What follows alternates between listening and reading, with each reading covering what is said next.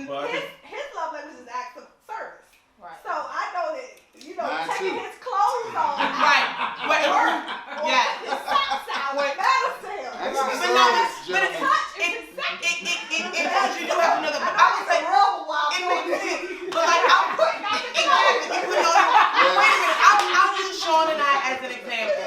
We dated in college and through my 20s. Yeah. The openness that I have now as a 40-year-old and past our relationship. I mean, we had eating into you. Yeah. Not literally, y'all. Not literally. He's vocal. He had those kinds of discussions. Yeah. I don't know. I think we both probably could speak about the fact that there were nuances to, now that we, we've known each other 20 years, that, exactly, we have grown up together. So things about how sensitive I am and about the way in which we spoke. But, he used to say to me, you can't take in anything that's not in a book. If I say the shit, he was like, if I say the shit, you don't want it. If you read it in a book, you are all on it. And I would say, I agree. Hey everybody, it's Melissa from 8th House Wisdom. Make sure that you follow us on Facebook and IG at Salon Talk DMV and subscribe to our YouTube channel at Salon Talk DMV. And I would say, I agree. That's why I pay a therapist, because she ain't got shit to do with what's going on between us. She's neutral. When you say it, the way it hits, I can't act on it in a way that allows me to be constructive.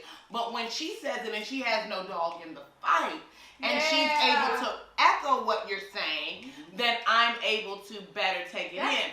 But we still weren't able to necessarily traverse that in order to be, I think. What's your love language? I'm just wondering. It's funny because we never did love languages, but my first love language is acts of service. Back then. Both of us did. My first love language is acts of service. My second is quality time. We were in completely different phases. I was in graduate school. We met in college. I came home. I was working. I was doing things.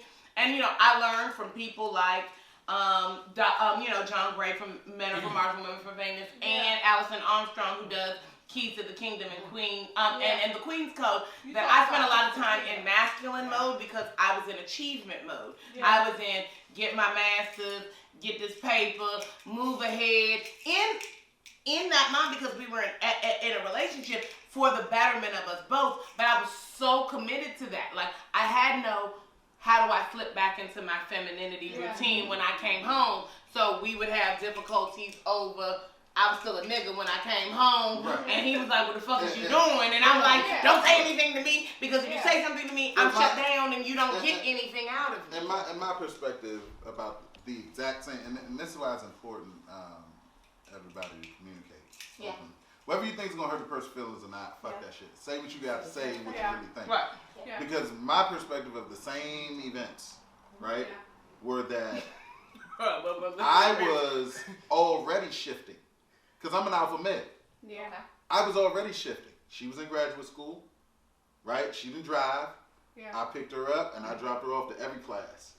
Right? I was there. So when you bring your ass home, you ain't the boss. I need you to shift too. Right? I'm already shifting. I'm being subservient. I'm being supportive. I'm doing this. So when you come home, knock that shit off. Because I'm still the same, So that ain't gonna fly. That's not shit that fly with them that work. No. So don't bring that to the crib. You all agree communication is the key when it comes to just really understanding that. Well, communication and maturity. Honest maturity is also a part. The reason why I say that, because you mentioned something about, a female will tell a guy, okay, you could be honest with me, you could say this, you could say that. And I know for me, my struggles in my earlier years before I got married to my beautiful wife was that.